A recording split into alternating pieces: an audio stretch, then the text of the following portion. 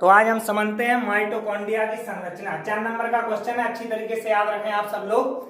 सबसे पहले समझते हैं कि माइटोकॉन्ड्रिया की खोज किसने की थी। तो माइटोकॉन्ड्रिया की खोज बेटा कॉलिकर नामक वैज्ञानिक ने किसने की थी? किसने की थी? कॉलिकर नामक वैज्ञानिक ने। और किसमें की थी? तो कीटों की रैखिक पेशियों में की थी। माइटोकॉन्ड्रिया का नाम किसने दिया था? तो माइटोकॉन्ड्रिया नाम दिया था बेटा बेंडा ने। ठीक है। अब माइटोकॉन्ड्रिया कौन सी कोशिकाओं में पाया जाता है? प्रोकैरियोटिक कोशिका या यूकेरियोटिक कोशिका? तो माइटोकॉन्ड्रिया केवल और केवल यूकेरियोटिक कोशिकाओं में पाया जाता है। इसका आकार या आकृति कैसी होती है माइटोकॉन्ड्रिया का? तो ये तंतु के समान पाया जाता है, कण के समान पाया जाता है। इसकी आकृति किसके समान हो सकती है? तंतु के समान हो सकती है। क्लियर है? अब आप समझे माइटोकॉन्ड्रिया की संरचना। ठीक है कि माइटोकॉन्ड्रिया में 2 झिल्लियां पाई जाती। कितनी झिल्लियां पाई जाती? 2। माइटोकॉन्ड्रिया बाहर की तरफ पाई जाने वाली झिल्ली को बाहरी झिल्ली कहते हैं, और जबकि अंदर की तरफ पाई जाने वाली झिल्ली को भीतरी झिल्ली या आंतरिक झिल्ली कहते हैं। क्लियर? माइटोकॉन्ड्रिया में कितनी झिल्लियां पाई जाती है बेटा? 2 झिल्लियां। बाहर की तरफ जो झिल्ली पाई जाती है उसे क्या कहते हैं? बाहरी झिल्ली। और जो अंदर की तरफ झिल्ली पाई जाती है उसे क्या कहते हैं? आंतरिक झिल्ली या भीतरी झिल्ली। क्लियर है? बन जाएगा इतना अच्छी तरीके से। क्लियर है? आप देखो बाहरी झिल्ली और भीतरी झिल्ली, इसके और इसके बीच में क्या पाया जाता है? बाहरी चैम्बर, मतलब बाहरी कक्ष पाया जाता है। बाहरी झिल्ली और भीतरी झिल्ली के मध्य में एक कक्ष पाया जाता है जिसे बाहरी चैम्बर या बाहरी कक्ष कहा जाता है। क्लियर है? अब आप देख लें, आंतरिक झिल्ली के अंदर एक कक्ष और पाया जाता है जिसे भीतरी चैम्बर या आंतरिक कक्ष कहा जाता है। क्लियर है? अब आंतरिक झिल्ली में अंदर की तरफ उंगलियों के समान, किसके समान? उंगलियों के समान संरचनाएं पाई जाती हैं, जिन्हें क्या कहते हैं? क्रिस्टी। जिन्हें क्या कहते हैं? क्रिस्टी कहते हैं। और इन क्रिस्टियों पे कौन से कण पाए जाते हैं बेटा? F1 कण पाए जाते हैं। F1 कण किस किस से मिलकर बने होते हैं? प्रोटीन और फास्फोलिपिड से मिलकर बने होते हैं। F1 कण किससे मिलकर बने होते हैं? प्रोटीन और फास्फोलिपिड से मिलकर बने होते हैं। क्लियर है? आंतरिक झिल्ली के अंदर 27 राइबोसोम भी पाए जाते हैं। आंतरिक झिल्ली के अंदर ये जो द्रव पदार्थ भरा है, ये नीला नीला दिख रहा है आपको ये, ठीक है? इस द्रव पदार्थ को मैट्रिक्स कहते हैं, और इस मैट्रिक्स में डीएनए, आरएनए, 27 राइबोसोम पाए जाते हैं। क्लियर है? तो ये हो गई आपकी माइटोकॉन्ड्रिया की संरचना। इतना लिखकर आएंगे। क्या आसान लगा ना? बिल्कुल आसान है बेटा, बिल्कुल आसान है। समझ है? माइटोकॉन्ड्रिया की खोज कॉलिकर नामक वैज्ञानिक ने की थी। किसमें की थी? कीटों की रैखिक पेशियों में की थी। माइटोकॉन्ड्रिया का नाम किसने दिया था? तो बेंडा ने।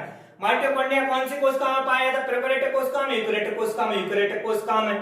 माइटोकॉन्ड्रिया का आकार तंतु के समान या कण के समान होता है। क्लियर है? माइटोकॉन्ड्रिया बेटा कितनी झिल्लियां पाई जाती? 2 झिल्लियां। बाहर की तरफ पाई जाने वाली झिल्ली को बाहरी झिल्ली, और अंदर की तरफ पाई जाने वाली झिल्ली को आंतरिक झिल्ली या भीतरी झिल्ली कहते हैं। ठीक है?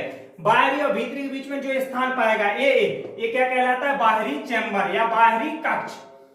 बाहरी झिल्ली और भीतरी झिल्ली के मध्य में एक कक्ष पाया जाता है जिसे बाहरी चैम्बर या बाहरी कक्ष कहा जाता है। क्लियर है? आंतरिक झिल्ली के अंदर पाए जाने वाले कक्ष को आंतरिक कक्ष या भीतरी कक्ष कहते हैं। ठीक है? अब आंतरिक झिल्ली में उंगलियों के समान संरचना पाई जाती है जिन्हें क्रिस्टी कहते हैं। इन क्रिस्टियों पर F1 कण पाए जाते हैं जो प्रोटीन और फास्फोलिपिड से मिलकर बने होते हैं। क्लियर? माइटोकॉन्ड्रिया के अंदर 27 राइबोसोम भी पाए जाते हैं। माइटोकॉन्ड्रिया के अंदर एक द्रव पदार्थ पाया जाता है जिसे क्या कहते हैं? मैट्रिक्स। और इस मैट्रिक्स में बेटा डीएनए, आरएनए, 27 राइबोसोम पाए जाते हैं। क्लियर? तो अच्छी तरीके से याद रखें आप माइटोकॉन्ड्रिया की संरचना।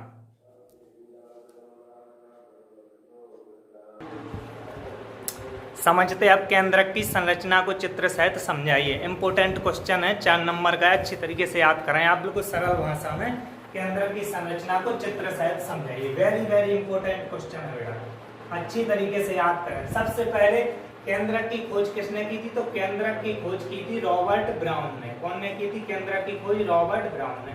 और कोशिका की रॉबर्ट हुक ने। तो आप ध्यान रखें इस चीज का कि केंद्रक की खोज किसने की थी? रॉबर्ट ब्राउन ने। ठीक है? इसे कोशिका का क्या कहा जाता है? मस्तिष्क, मतलब ब्रेन। इंग्लिश में से क्या बोलते हैं? ब्रेन। इसे कोशिका का मस्तिष्क या ब्रेन कहा जाता है क्योंकि यह कोशिकाओं की सभी जैविक क्रियाओं को नियंत्रित करता है, मतलब कंट्रोल करता है। क्लियर? केंद्रक की संरचना में 4 भाग पाए जाते हैं। कितने भाग पाए जाते हैं बेटा? 4 भाग। आप समझ लें।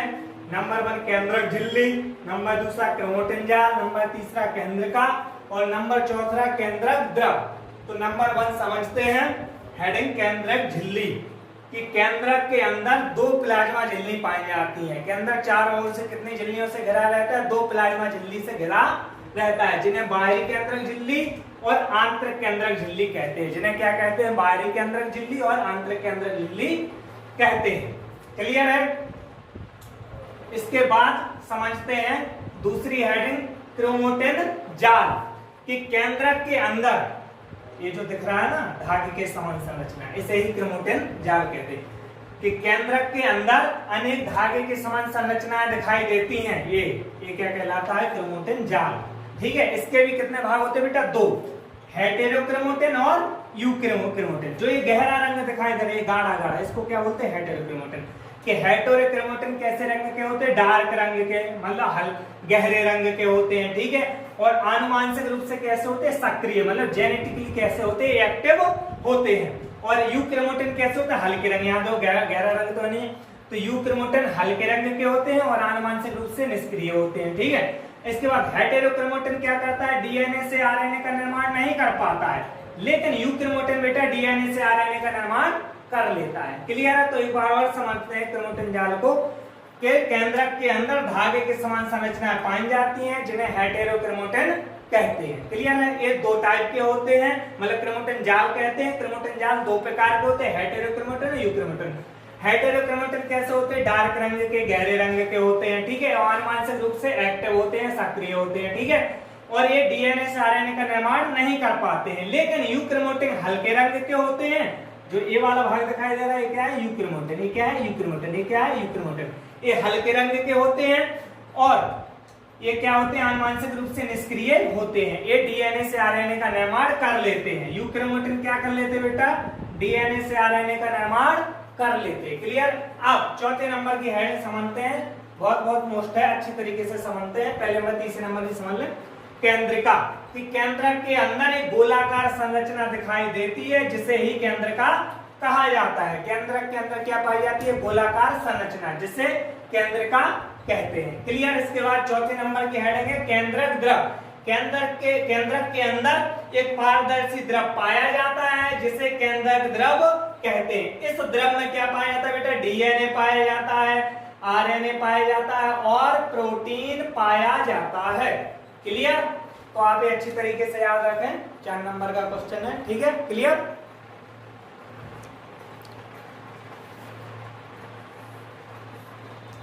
केंद्रक की खोज अच्छी तरीके से याद रखें, रॉबर्ट ब्राउन ने की थी। किसने की थी बेटा? रॉबर्ट ब्राउन ने। ठीक है, इसे कोशिका का क्या कहा जाता है? मस्तिष्क कहा जाता है। केंद्रक को कितने भागों में बांटा गया? 4 भागों में। कितने भागों में? 4। केंद्रक झिल्ली, क्रोमोटिन जाल, केंद्रिका और केंद्रक द्रव।